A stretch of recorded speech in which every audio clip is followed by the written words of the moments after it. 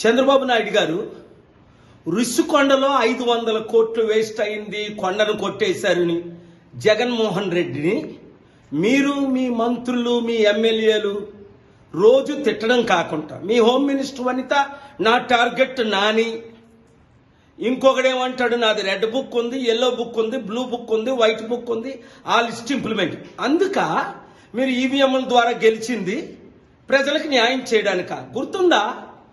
పవన్ కళ్యాణ్ ఏమన్నాడు? నాకు ఇన్ఫర్మేషన్ ఉంది 30,000 మంది చిన్న పిల్లలు అమ్మాయిల్ని ఎత్తుకెళ్ళిపోయారు మిస్సింగ్ అని.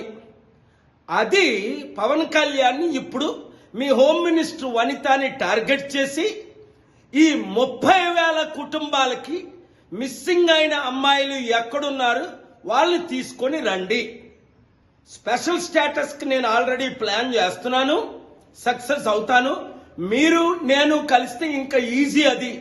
తద్వారా 100 కంపెనీలు తీసుకొద్దాం, అక్టోబర్ 2 సమిట్ పెడదాం, లక్షల ఉద్యోగాలు క్రియేట్ చేద్దాం, అప్పులు తీర్చుదాం, అభివృద్ధి చేద్దాం, పోలవరం మీద కాన్సన్ట్రేట్ చేద్దాం, క్యాపిటల్ సిటీ కడదాం.